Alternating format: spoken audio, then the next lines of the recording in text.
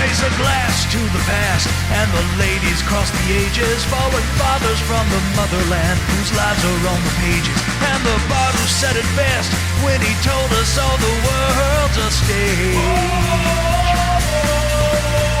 So fellas, grab a glass and lift your spirits to the seventh age. Welcome one and all to the Seven Ages Audio Journal. It's time once again to pour up a glass and pull up a chair as we gather together right here in our favorite corner of the Cross Time Pub, engaging in intrepid explorations of the ancient world through stone and occasionally more perishable technologies. And as always, I am delighted to be joined right here by my cohorts and comrades, James Waldo and Jason Pentrail.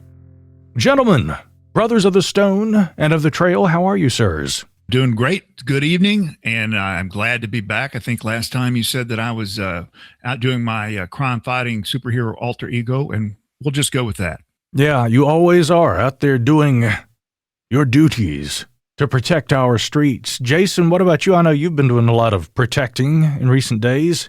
Yeah, I guess you could call it that. But more importantly, lining up interviews, and we've got a lot of great things coming up here in 2026. And since James missed our first episode of the year, we want to kind of kick things off here tonight with some big announcements, but we'll get to that here momentarily. But it's good to have both of you gentlemen joining us here for our first episode all together of 2026. Yeah, it's always good to be together again. And look, I've rounded up a couple of great stories that I think you're going to find very interesting because we've got some big news. The first one, of course, is one of our favorite topics, one of those anachronistic little objects that was recovered from an ancient tomb. The other one actually goes even much further back. And although most wouldn't look at this today and think of it in terms of technology, it was a big deal at the time that it was made, as you'll soon hear all about. So the first story here, we're going to go back in time to about 5,300 years ago. This small, seemingly innocuous little object was recovered from a grave in Upper Egypt. And tell me if this story sounds familiar, guys. The object wasn't immediately identified. It was kept in a museum for close to a century. They pull it out of a drawer, they're looking at it, and they say, okay, what have we here? And lo and behold, they realize it's something really important. This just goes to show that museum discoveries are often the most exciting.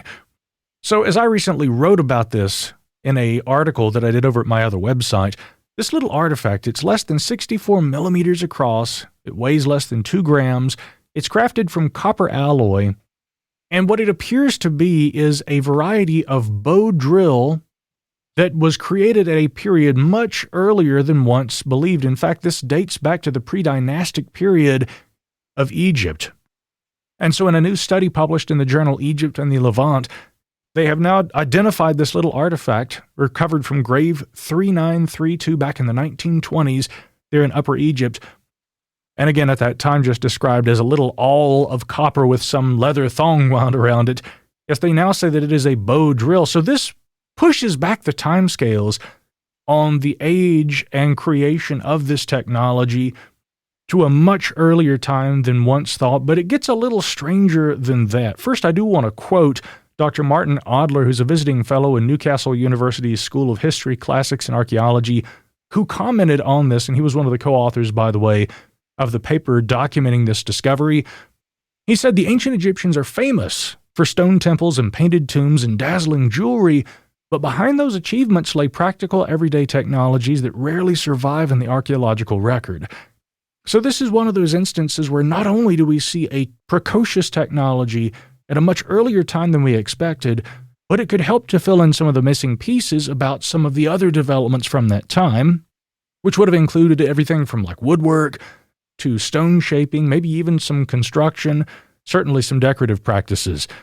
But this is where it gets even more unusual, because during X-ray fluorescence analysis of this drill, as it's now been identified as being, the team also said they find, and I quote, a highly unusual ternary alloy composition that consisted of copper, arsenic, and nickel. And this is important because it says one of two things. Either this is a long-distance exchange network at play, they must have obtained these materials from much further away than previously known, especially for pre-dynastic Egypt, or they say it's possibly evidence of, quote, underexplored eastern desert ore sources. So in addition to the precocious nature of the technology, some of the materials that were found in association with it, additional signs by the way of silver and lead deposits, all indicating that either this material came from further away or it was mined from someplace that the Egyptians were not known to have been extracting such materials at that time. So all of this really comes together to spell out an incredible archaeological discovery. And I can see James is just chomping at the bit. What's on your mind there, Waldo? Well, there's a couple of things. First of all, those museum drawers are probably got more wonders in them than that fabled warehouse at the end of Raiders of the Lost Ark, just more distributed. The other thing about the metallurgy associated with this, first, the geology in Egypt, especially around the Great Pyramids and where we think of the old dynasties, that's all sedimentary geology. That's all limestone and other kinds of sedimentary deposits. I don't know that much about the geology of the Sahara or more of northern Africa, or even really over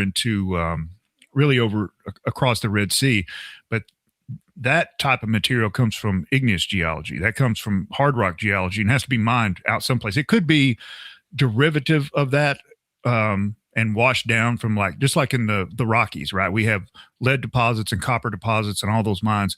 Those are all functions of that kind of geology. But also those materials can be washed down from higher peaks and down and placed in like placer deposits, like you would find like when you think about panning for gold, right? The gold didn't occur there if it was washed down.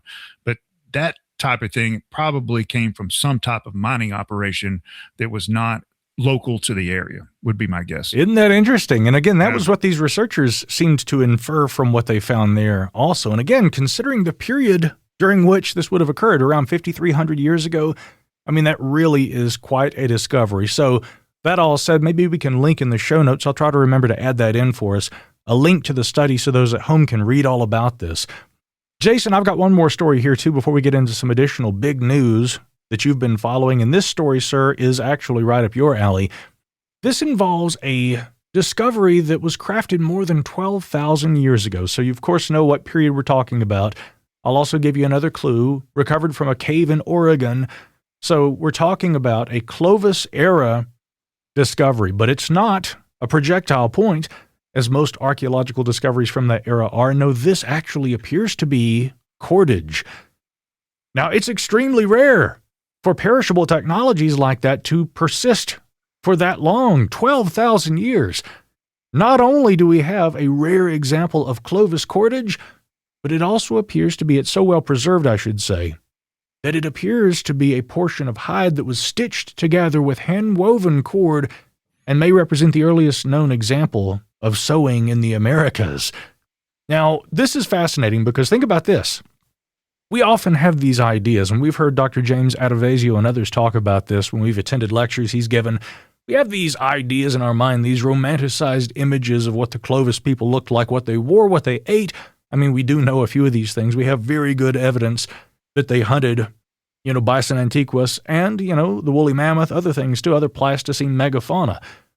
So we do have a good idea of the kinds of things they ate, but still there are so many missing pieces because of, as Adovasio would tell you, and keep in mind again, he went to school to study basketry, not the kind of thing archaeologists dream about wanting to go to school and study, but it's so important because to understand the people's way of life long ago, you have to know how they use the materials in their environment and how this helped them, survive.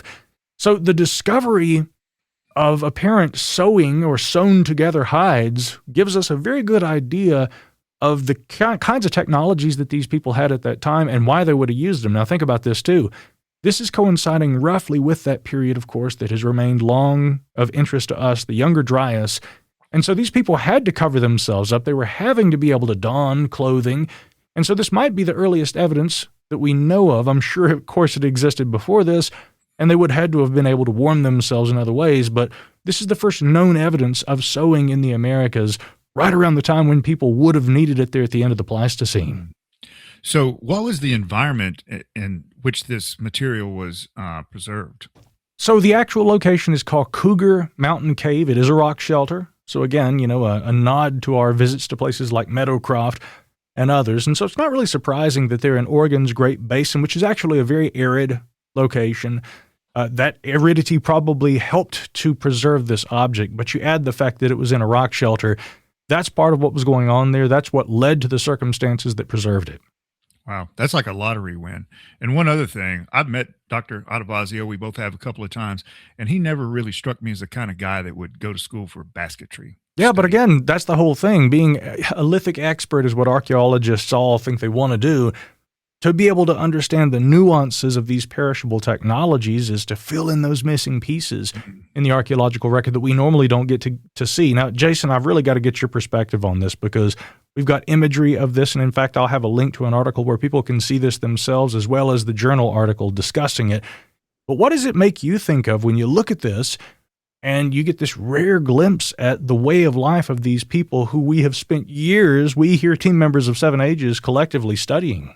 Well, of course, we talk so much about, those famous fluted points and the lithics and all of those things because those last, they stand the test of time. Those perishable artifacts, though, have always been fascinating to me because they're missing so many times in the archaeological record, and not just in Paleo-Indian times, but even early woodland sites and burials and things like that often don't preserve those type of materials. So it is very rare to find any type of perishable material. So things like bone pins, of course, the Laprelle Mammoth site that we've had, Dr. Spencer Pelton, the state archaeologist for Wyoming, just recently come on to talk about.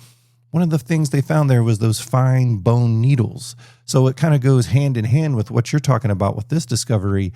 In one case, finding the material, in another case, finding the source, or in this case, the bone needles used to create those garments that were so vital. I mean, of course, as we're in the tail end of the winter season, I often think about those northern climates, and you look at the weather and you see that it's -4 and -8 when it's close up to Canada and those areas where people were living, and down into the Ohio River Valley, and you look at those temperatures and you think, man, how did people survive there over all these millennia, just trying to eke out a living in those environments. And of course, it makes you also think about the power and the fear of winter. So you always hear, like that Game of Thrones thing, winter is coming. Well, it was a big deal because winter was something that you just had to endure to get to the other side. So you were stocking up just like you see animals do. You stock up on your goods, on your foods,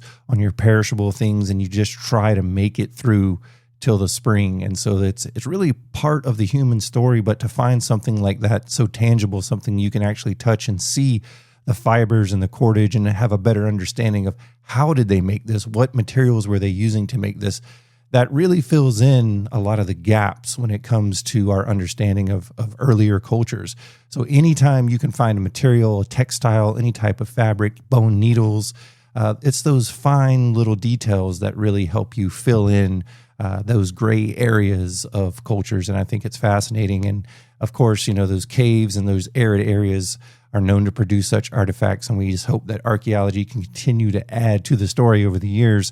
It's also home to where we find a lot of the cave art and the rock art and things like that. So again, many wonderful archaeological discoveries have been made both in the European archaeological theater and here in North America as well. But I think it's fascinating, and I think it's a great article. I'm glad that we brought it with the show tonight because we have a big announcement, and that announcement is the PaleoAmerican Odyssey Conference. And so this is a very big occasion, a rare opportunity for some of the top archaeologists researching the Clovis area, older than Clovis, everything that is talking about that vital time period there at the end of the Ice Age. And we're talking about a conference that is really focused just on that idea and that soul research. So we've got some of the top names doing the research. We've got the Paleo-American Odyssey Conference, sponsored by the Center for the Study of the First Americans, Texas A&M University. Of course, we've spoke with many of their professors and instructors over the years, but it's going to be Santa Fe, New Mexico, October 14th through the 17th, 2026. It'll be here before you know it. I plan to be there representing 7AJs, getting to do some of that live audio journaling there on the spot. And that's what we plan to do. So we hope everybody can come out and join us. Again, Paleo-American Odyssey Conference 2026, October 14th through the 17th. You can go ahead and register now. You just head over there to the Texas A&M University website. Of course, we'll have that in the show notes for everyone. If you want to learn more about this, you will certainly see a lot of advertising for this if you follow those archaeological websites.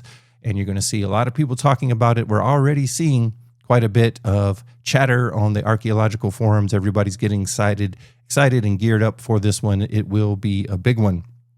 And so to be a part of this, 7AJs is certainly honored. And with that, we got a special interview tonight with Dr. Michael Waters. So if you are at all interested in Paleo-American Odyssey or this content of early research on the Clovis and things older than Clovis, Michael Waters is one of the most prominent researchers and well-known voices for this research, and he has joined us here tonight on the 7AJs audio journal for a very special interview, and we get into all sorts of different topics concerning not only the Clovis, but a lot of other great information I think you'll find highly interesting. And of course, at the beginning of the interview, he'll be happy to tell you more about the Paleo-American Odyssey Conference and how you can come out there in October and join myself and all the other great researchers who will be there representing this type of research. It's going to be a big deal. This sounds incredible. So, hey, let's dive right in. Dr. Michael Waters, one of our favorite researchers, really kind of legendary in the field. We're going to learn so much, no doubt, right here in a moment when we return on the 7AJs audio journal.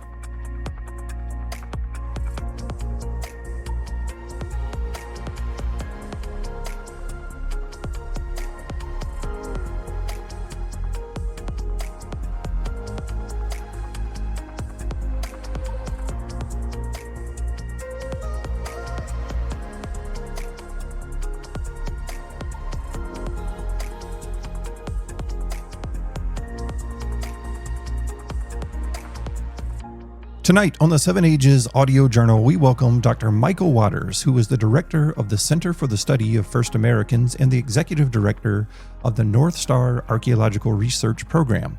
He is known for his expertise in First American studies and geoarchaeology. Dr. Waters has conducted archaeological and geoarchaeological investigations in the United States, Mexico, Russia, Jamaica, and Yemen. His current research projects include the investigation of the Debra L. Friedkin site in Halls Cave, Texas, as well as a continental-scale project to radiocarbon date late Pleistocene megafauna to determine the timing and tempo of extinctions and the role of humans in the demise of these animals. He has authored and co-authored numerous journal articles, book chapters, and is the author of Principles of Geoarchaeology, a North American Perspective. In 2017, Dr. Waters became a Texas A&M University Distinguished Professor, and in 2023, he became a Texas A&M University System Regents Professor. Dr. Waters, welcome to the 7AJs audio journal.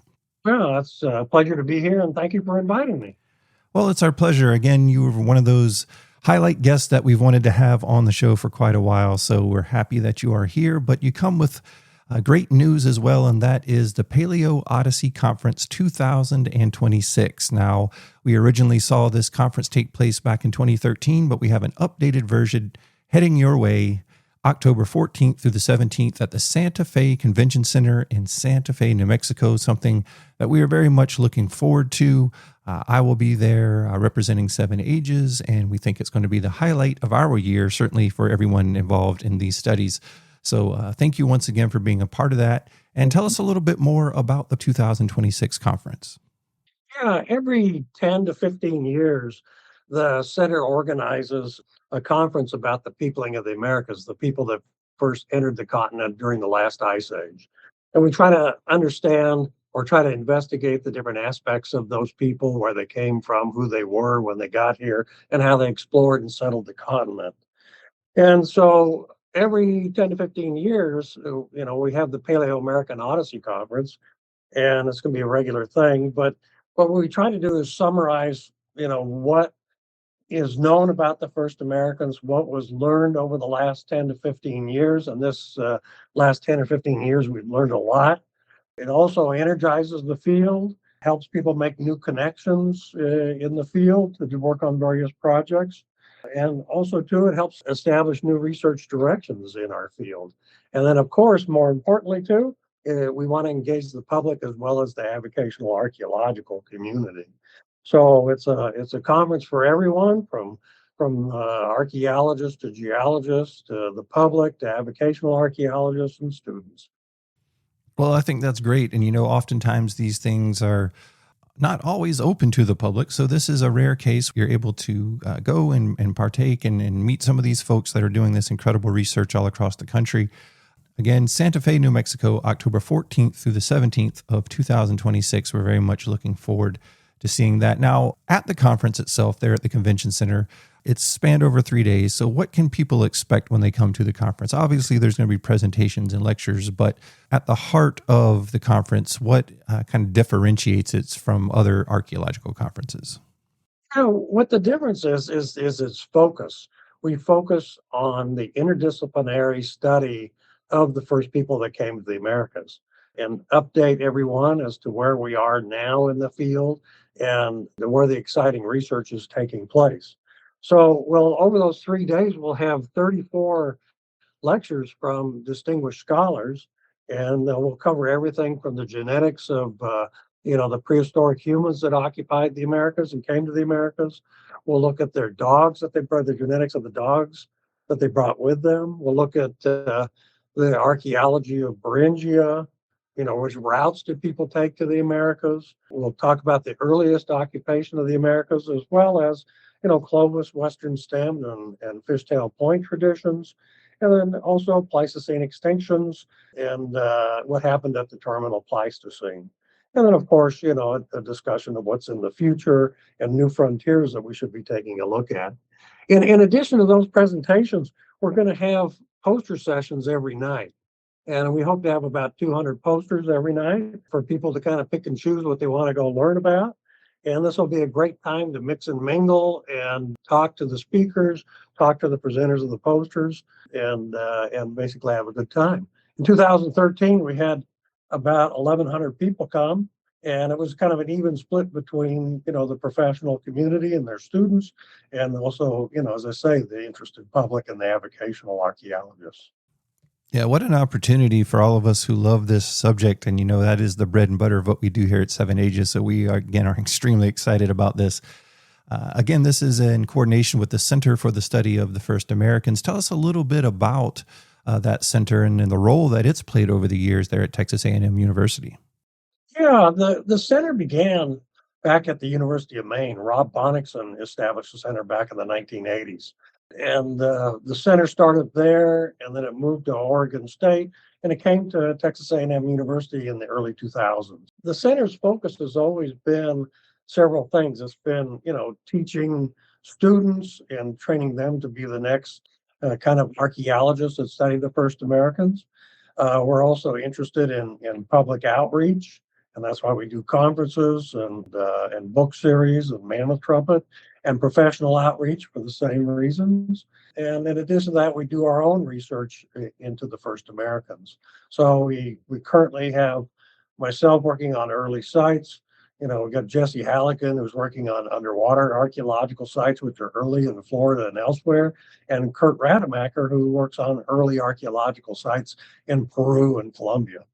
Yeah, what a gathering of knowledge there. It's again one of those things that has been central to the advancement of the studies within all of these disciplines in North America, and something that I think is very unique and something that is solely focused on that particular time period, which is obviously very important. So getting back to the conference for a moment, it is important to register in advance. So Dr. Waters, where does someone need to go in order to get registered for this? They can also see the program and various other things that you have set up for the conference.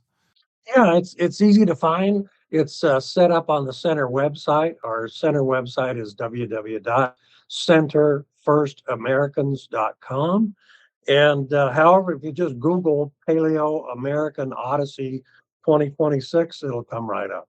And you can go onto the site and register. And we just basically have two registration categories, just, the regular person coming in, and as well as we're giving a break to students so that they can attend. And actually, we're able to keep costs down this year. So it's actually less expensive than 2013. Well, that's always great to hear, especially for those who might have to travel out that way. But yeah, head on over there to the website. You can find the registration button. It's very easy to see there. You also have a program that you can look over. They have a link to the speakers and the abstract, call for posters.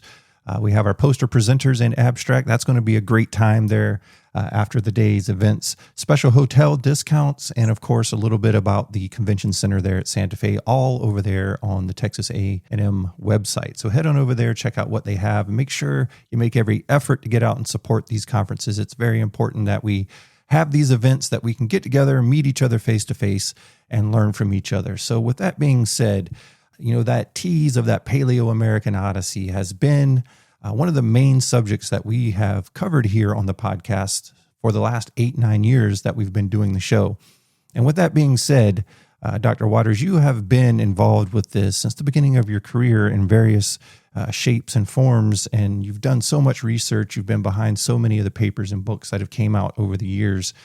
I want to get into a little bit more tonight about some of the maybe controversial topics, but we also want to talk about the importance of the peopling of America. And we want to look at who were these people. Again, we've covered this in depth in the past, but there's a lot of new information, a lot of information that's been firmed up, if you will, over the last few years. And I want to make sure we include that. So modern research versus initial ideas concerning Paleo-Americans, Paleo-Indians rather, in North America. How has that changed since you've become involved with this over the last couple decades? Oh, it's changed terrifically.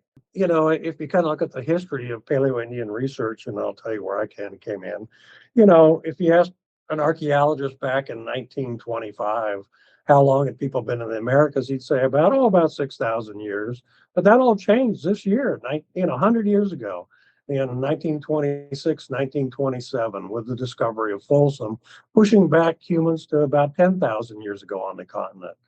And then in 1933, was the famous Clovis discovery of Blackwater Draw, showing that Clovis was older. These Clovis fluted projectile points were associated with Mammoth and probably about 13,000 years old. And then what happened is pretty much we then began to move into a time period when sites older than Clovis were discounted for various reasons, sometimes validly, sometimes invalidly. And the Clovis first model became dominant. And that's where I kind of come in, because I studied at the University of Arizona, studying with Vance Haynes, and he was one of the architects of the Clovis first model. So I should point out, too, that all my degrees are actually in geology, not archaeology. So I kind of entered through the back door, and because geology is so important at these early sites. But, things really changed a lot. When I was there, I was thinking, goodness gracious, we're just going to investigate Clovis sites and just learn more about Clovis, or there has to be something else. And up popped this site called Monteverde back in the early 1990s that Tom Dillahay found, and dates roughly to about 14,200 years ago. And it was, I'll never forget, it was at the World Summit Conference in 1999, and he gave a presentation on this site. And Al Goodyear said, "What planet am I on?" when he heard this information, because it was so convincing that it was real. And since then, we've realized that it is a valid archaeological site. So that opened the door. That meant that people had to be in the Americas much earlier than that. And that's what I kind of was interested in pursuing, was which sites would work out and really show strong evidence of the peopling of the Americas and which would not. And I should point out, too, that while I was in graduate school, I had the good fortune to live with Julian Hayden, who was an avocational archaeologist and professional archaeologist. And so when I went to school, I studied with Vance Haynes and learned about Clovis, but then at night, I'd hear all about pre-Clovis, because he was a very strong proponent of people being in the Americas much earlier than Clovis. So it really opened my mind to a lot of possibilities. Well, certainly, it's so striking how those preconceived notions can change over the years. But one thing that I think has really changed in the last, say, decade would be the fact that there's a lot more scientific disciplines being used in archaeological investigations, and even the advent of geoarchaeology. So something that's a little more defined, something that is very important to properly analyzing these sites. So let's talk about that. You mentioned that your degrees are in geology and that you kind of got involved with this through the back door, but talk about the modern job title, if you will, of geoarchaeologist and how that plays into these sites. Sure, sure. And let me just mention one thing about geoarchaeology, and that is how I got into this. I had the good fortune to work with Vance Haynes and Larry Agenbrod at the Laner Clovis site in Arizona, and there I was an anthropology major at that point, and so I got to see what the archaeologists did, what the you know, palynologists did, what the geologists did, which was Vance Haynes and Larry Agenbrod, and all the other vertebrate paleontologists and whatnot. So I saw the field was very interdisciplinary. And so both Larry and Vance Haynes convinced me to go into geology and pursue kind of geoarchaeology, which is what they did. And so geoarchaeology, what it is basically taking the methods and concepts of the geosciences and applying them to archaeological research questions. And the research question I'm interested in is about the first Americans. Where did these people come from? How did they get here?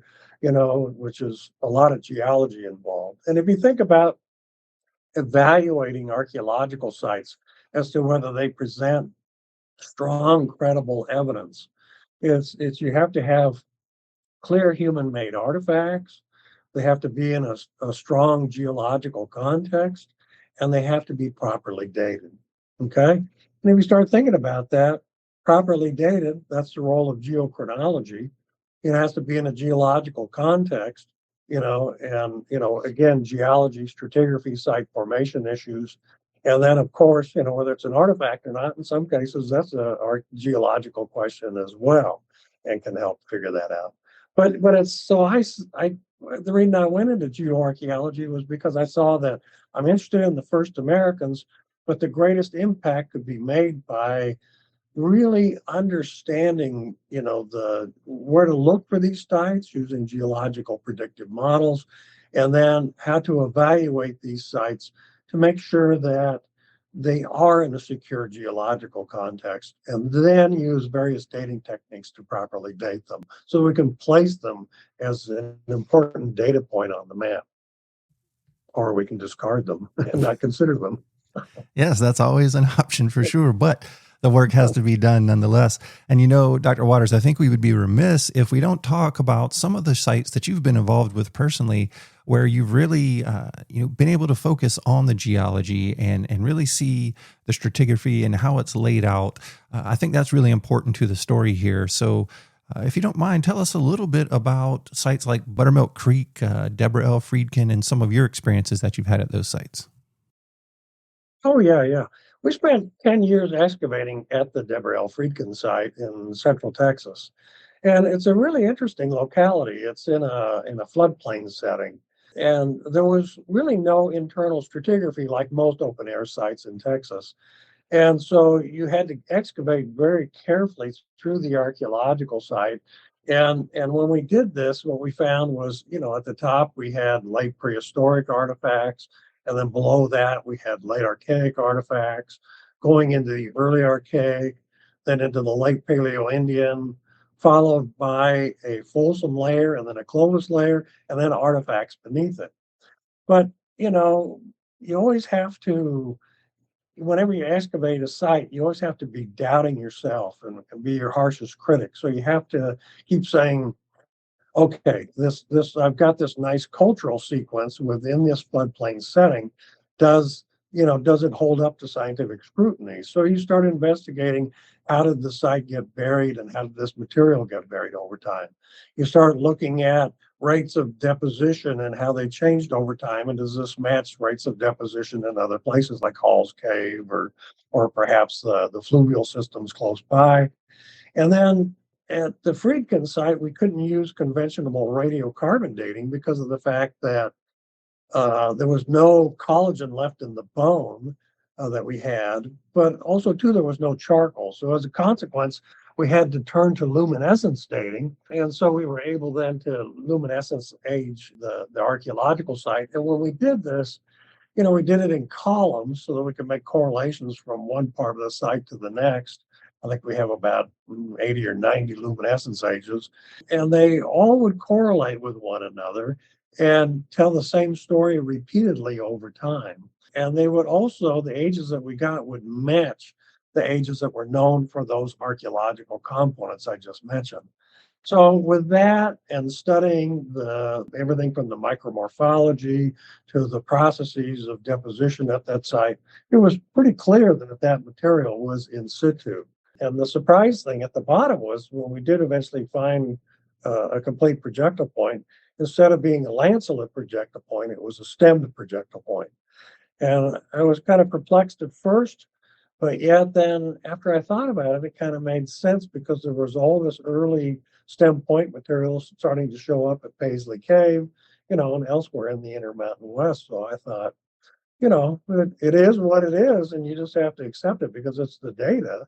And so you just kind of report what you find.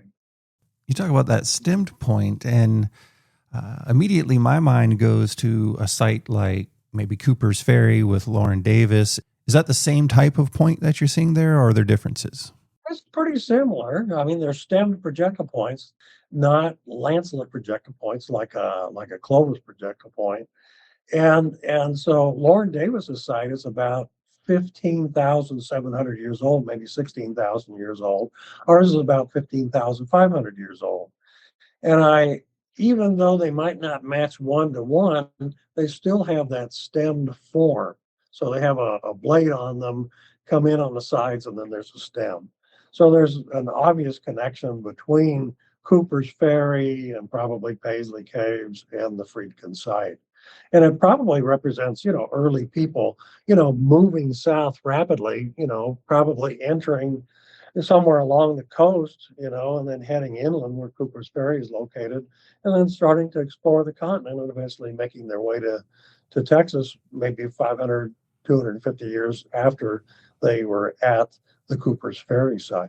So it's pretty exciting that, here's this projectile point style that's now older than Clovis, and it kind of then makes you start to wonder, what is Clovis, and which is another major topic that needs to be considered. It's no longer can be a separate migration. It has to be something that emerged from this early pre-Clovis, projectile point style.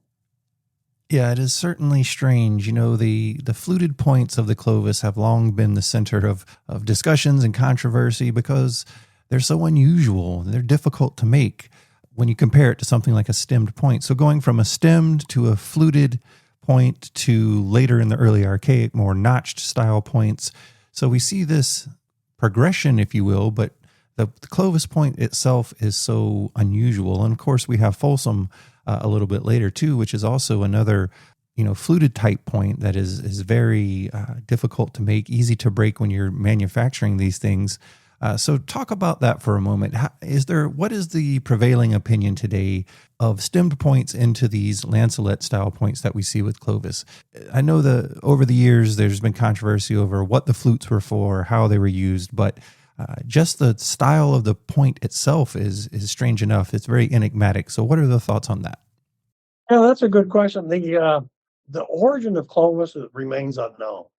For many, many years, it was thought, with the Clovis first model, that they were the first people to enter the Americas and develop the fluted point technology south of the ice-free corridor once they got into basically the U.S.-Canadian border area and then spread rapidly. But now we know that Clovis dates to a really narrow time window from about 13,050 to about 12,700 years ago. And this is some 2,000 years after Friedkin and after Cooper's Ferry. And so, but if you look at all the pre-Clovis sites across North America that have credible evidence, good artifacts, geological context, good dating. They do have that kind of base of technology that could become Clovis. For example, they have bone tools. They, like we discovered at the Mana site, they have, blade technology, and they also had, bifacial projectile point, technology. So all the technologies are there in the Americas, and for some reason, Clovis emerged around 13,050, maybe 13,100 years ago. We don't know why, but the interesting thing is that when Clovis emerges, it's at a time of a lot of changes. I mean, the climate is warming up, sea levels rising, animals are becoming extinct at that time. And it might be that this technology emerged for some reason, either practical or perhaps even religious, who knows, it's been proposed, and to kind of perhaps, hunt the last of the mastodons and mammoths that were still around and that had some ritual significance to it. But it's a good question to ask. There's still some people out there at some places that do believe that Clovis is still the first people that came to the Americas. And so they don't have any problem with it, that they were brought from Northeast Asia. But I think the evidence is strongly indicating that they're not a separate migration. Yeah, I agree. And before we continue on with the conversation, Dr. Waters, I do want to return for a moment to the Debra L. Friedkin site, because it is basically on the same property with Galt, or very, very near it. So talk about your work with Mike Collins and the Galt site as you were working on the Friedkin site. Are we seeing the same sort of layering in the ground? Are we seeing the same type of artifacts? And is it basically just a continuation of the Galt site? Yeah. I got involved in the Galt project really early on, before we started digging at the Friedkin site.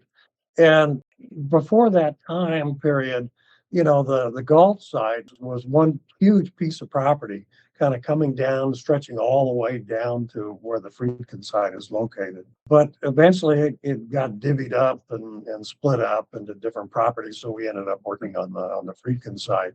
Early on in Galt, Harry Schaefer and I excavated a Clovis workshop at the Galt site, and it was very instructive because there it showed us the technology that was being utilized to make Clovis projectile points, as well as blade cores and discarded blades in the blade manufacturing process. And while I was working there, I was also doing the geoarchaeology at the Galt site, and we were putting trenches in. And it was right at the end of the 3-year time period that we had in this lease to work on the site. There was this older material that was showing up below the Clovis horizon. Eventually, long story short, Mike Collins acquired the property and went back and started working at that site and working on what he calls Area 15. He found the same thing, the same kind of sequence going from late prehistoric through the Archaic, late Paleo-Indian, Clovis, and then he found material beneath it. And when you look at the material that's beneath it, it's very similar to our early material found at the Friedkin site. Now, at the Galt site, their ages are also luminescence ages, but they're a little older than our ages.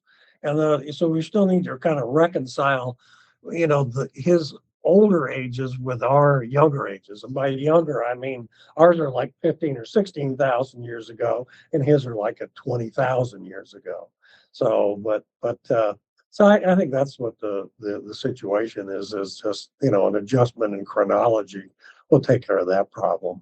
But, we'll see what happens over time. Maybe it really is 20,000 years ago. And, then so his is, the older, and then ours is a little bit younger than that, or just a different portion of the site. Time will tell. Yes, it will. We hope that we get that answer at some point. Now, Dr. Waters, I do want to ask you this because I will never have the opportunity, most likely, to experience this. So when you're doing an excavation like Galt or at the Friedkin site or any other site that can produce something that we would consider older than Clovis, when you get to that layer that's below Clovis and you begin to find those artifacts and those indicators, what is kind of going on in your head at that point? Is that something that you necessarily want to find? Is there any apprehension as to, oh, how do I handle this? Am I looking at this right? Tell me a little bit about that experience of finding something that's below the Clovis level. Yeah, I mean it's very exciting when you find something older than Clovis, at an archaeological site. But you have to kind of temper your excitement and ask yourself, okay, is this material really in place, or am I missing something? And this material may have gotten there through bioturbation or some sort of geological process. So that's the reason we worked there for 10 years. We keep excavating and excavating and working and challenging. You have to say, okay, well, it certainly appears as though there's material below Clovis, but you have to be your own worst critic. And you have to say, okay, well, maybe I'm not seeing something. And so you get a set of OSL agents. Then you excavate another part of the site, and you get another set of OSL agents. Things start correlating. You find diagnostic. And it got to the point at that site that I could say to the crew, okay, you found those type of projectile points. The next thing you're going to find are Castroville points. And once you get done with that, the next thing you're going to find are Wells points. And sure enough, they'd pop up right when I predicted that it would happen. Because, you got confidence as to where it was. You always have to be, very meticulous when you excavate an older site, because there's always going to be critics coming and leveling criticism of the site, sometimes fairly, a lot of times unfairly, and a lot of times they're just looking for things to criticize. But so you just have to kind of, when I worked with Vance Haynes, Arizona, he taught me, how to really evaluate an archaeological site scientifically. And he taught me all the avenues by which you can evaluate an archaeological site. And so I just start thinking about all the avenues of criticisms that you could get. And then you start just kind of doing different studies to say that's not a possibility, or that's not a possibility, or that's not a possibility, convincing yourself that, okay, things are in place. And then when you start finding duplicate artifacts like those stem points, we found a lot of fragments of them over the years. But it wasn't until we found the complete one that I was able to take the fragments and say, I now know what these are. And once you've got that, then you have an assemblage, and the dates all line up, and so it's a gratifying moment. A good example too is Paige Ladson. I worked with Jesse Halligan there. We were, she was my postdoc, and we were working at the site. We got permission to go there because I strongly believe that you could learn, the most very quickly by going back to archaeological sites that had been criticized, and there were some that had been criticized unfairly, some properly criticized, but because they didn't have the stratigraphy or the dating or whatever was the problem. But some had not, and Paige Ladson always intrigued me. And so we got permission to go there. I'm not an underwater archaeologist, but Jessie was. She just finished up her dissertation. And I said, let's go dig the Paige Ladson site. And so away we went. But I'll never forget the day that, Morgan Smith came boiling to the surface, and he said, we found a biface. I was hoping that we just find a flake down there. I was happy with anything. And I thought, wow, a biface. And he says, yeah. And so Jessie had just come out, and so she was headed back in. And I told Jessie, I said, this is going to be really scrutinized. So pretend that biface is the nucleus of an atom and collect samples all around it like they were electrons, and 5 centimeters above and 5 centimeters below. It's overkill, but we'll be able to demonstrate very clearly that that's an archaeological site that or biface that dates to around 14,800 years ago. And so that meticulous work paid off at the Paige Ladson site. I never could have done it, but I'm glad Jessie did it because she's an underwater archaeologist, and that's why she's here at the center, looking for those early sites, and that's a good place to look. So, it's you just have to use your geological training to very coherently look at the problem and ask yourself, where's the mistake? And eventually convince yourself that you're not in error. I've been to other sites where, clearly after the excavation, you could say, no, this is a disturbed geological context. Like when we dug at Coates Hines, it was proposed to be an early mastodon kill locality. And after digging there, it was abundantly clear that there really weren't artifacts in situ within those deposits, and you could see it in the geology.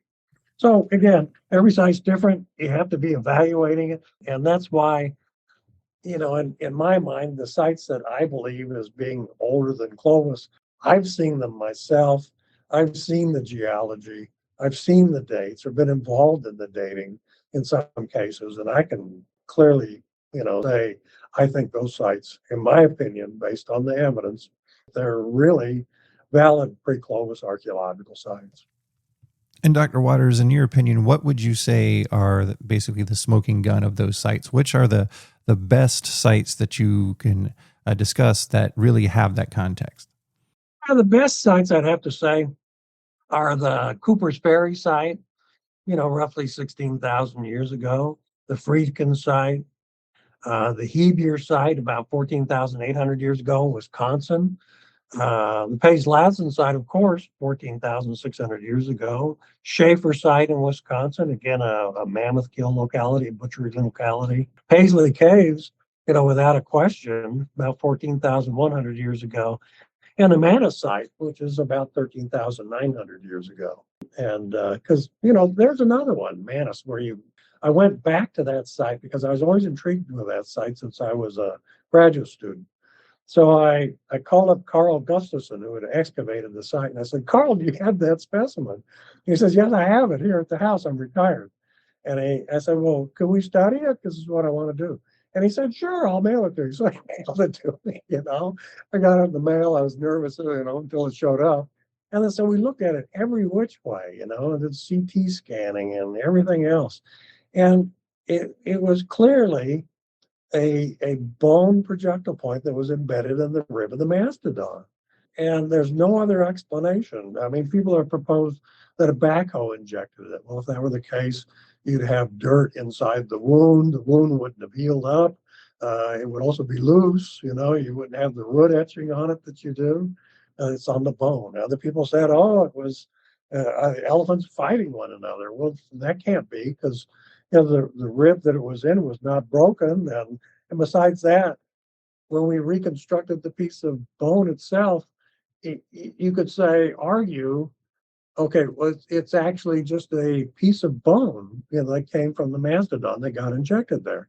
However, when you look at and say that that's a piece of bone, an altered bone, there is no bone of that shape and size anywhere in a mastodon. So that's not even a possibility. But, that's what I'm saying. Sometimes unfairly, sites get kind of ignored or kind of, not accepted in some people's mind because, unfortunately, they don't think for themselves. They just hear the explanation for it and don't bother to read the supplemental material, which explains why it can't be this, why it can't be that. But if you go and you get the data and the solid data, there's no way that they can argue and win if you were in say, a court of law or something. Right. So Yeah. I just say dot all the I's, cross all the T's, and whether you want to believe it or not, so be it. That's your prerogative. Yeah. I guess I always like to say there have to be some people left behind on the flat Earth. There we go. Right. No, I understand completely. And, with the advancement of science today in 2026, we're seeing a lot more disciplines scientifically coming into the world of archaeology. And of course, we want to discuss those here as well. And one of those is the world of genetics. So there's been a lot of studies over the years, but recently there's been the ability to really focus in on this as a discipline and kind of rewrite some of what we know about archaeology. So let's talk about genetic studies. And specifically with your involvement with the Anzac burial, let's talk a little bit about that particular site, its importance to this story, and then how genetics work. Genetics is so important to the study of the first Americans. In fact, it's so important to archaeology. It's a way to test all the hypotheses that are out there based on archaeological evidence. And what I really like is that in archaeology, especially the first Americans, we're seeing a convergence between the archaeological evidence and the genetic evidence. And what's really exciting is you're also getting a convergence of the geological evidence in there as well, when corridors were open. And to me, creating a powerful new story of the first Americans. But as the genetics is so important. In fact, the genetics revolution began in 2013 when we had the Odyssey Conference in 2013. Eski Willerslev was a speaker, but we couldn't talk about Anzac because it wasn't published yet, but we knew it. And you could talk about Malta, for instance. But I got involved with Anzac because, again, Eski Willerslev came to Texas looking for cooperation and, did anybody know of any early skeletons? And I said, yeah, I knew of the Anzac specimen and the individual. So it took me a number of tries of asking the Anzac family, and finally we got permission to study it. And then Sarah Anzac herself was a geneticist, and so she worked with Eske Willerslev in Denmark, and eventually produced the genome of this individual. And I should back up for a minute and say that in genetics, a lot of people don't understand that there's different kinds of genetic studies. You can have the Y chromosome, which comes from the male, okay, and you can look at the Y chromosome data. Now that data is not, still kind of controversial because it can mutate so rapidly. Then there's the mitochondrial DNA, which was studied by a lot of geneticists early on. And it yielded a very interesting story about the first Americans. But again, what you're doing there is you're tracing individuals, you're tracing the female lineage, okay? Because you inherit that from your mother. But what's different about Anzac and what's being done now, because Anzac was the first, is you looked at the genome of the individual. The genome of this individual was like the Rosetta Stone of the first Americans. It told us where they came from. It told us that when people got south of the ice sheets, they split into two groups, the northern group and the southern group. And also, too, based on calculating out split times, it showed that people had to have been here before Clovis. So Anzac turns out to still be probably the most important individual that was ever studied in the genomic world. And since that time, there's been a lot of genomic studies done, and which is great because you're looking at the genome of the person. And when you're looking at our genome or anybody's genome, the population history, your population history is there, in the genome, and the population history of, whoever you are. And so there's been enough work done now in Northeast Asia and in Beringia and in North America and especially South America that a real outline story is taking place that keeps getting duplicated with every genome or multiple genomes that were done.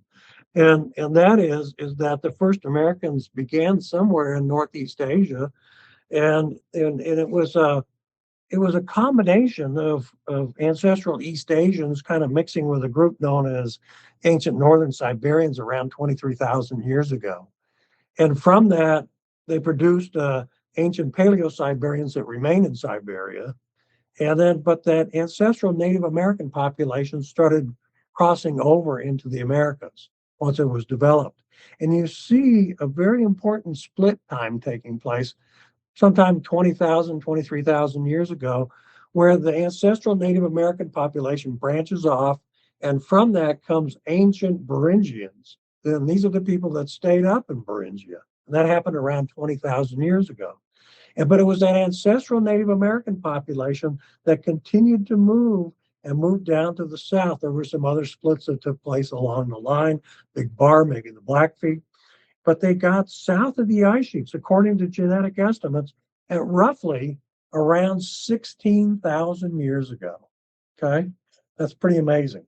And if you want to think about it, their one standard deviation or two standard deviation, as they say, sometime between 15,000 and 17,000 years ago is when genetically, the genomic evidence tells us that these people got south of the ice sheets. And then they split into that northern branch, which stayed up kind of to the northern part of the United States and southern Canada, the Algonquins and others. And then that southern American branch moved very rapidly and populated all the Americas. And so what's really exciting is that not only do we have the genomic evidence from the humans, but the genomic evidence from the dogs has been investigated. And the dogs show the same history as the humans. And the dogs came with humans. They didn't run over here by themselves like a coyote. No, they came with the humans.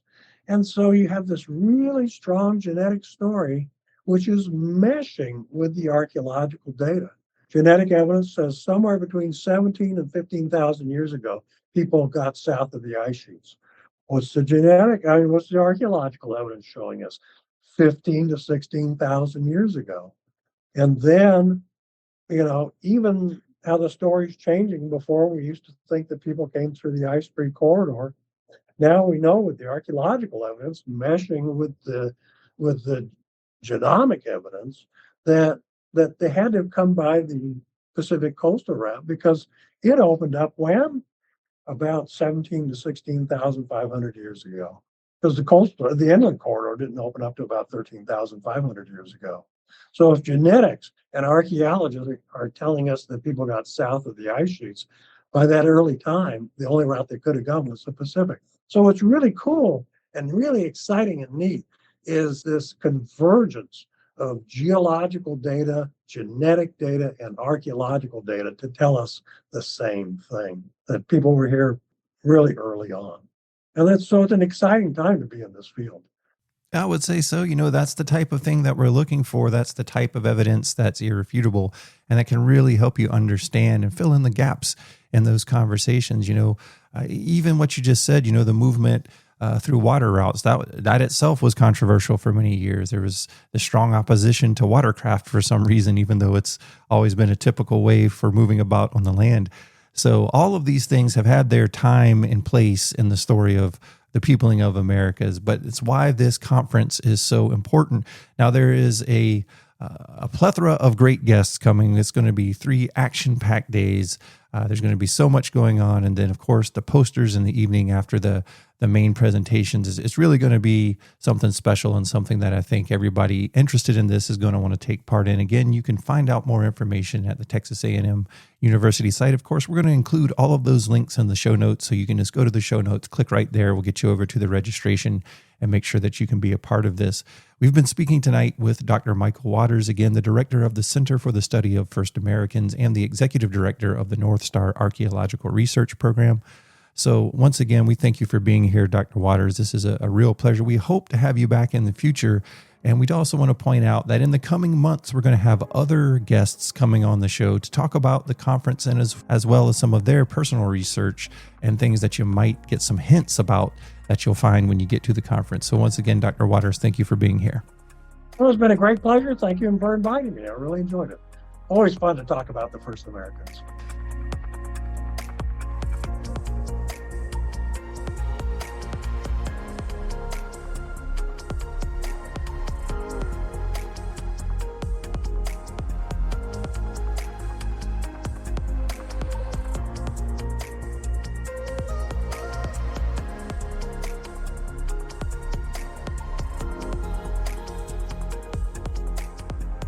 So again, we want to thank Dr. Michael Waters for joining us tonight. It was a real honor to sit down with him and get to really examine a lot of these sites that I didn't know as much about, but we've got a lot more of the representation coming from Texas A&M University in the coming months. You're going to hear more guests that will be speakers at this conference.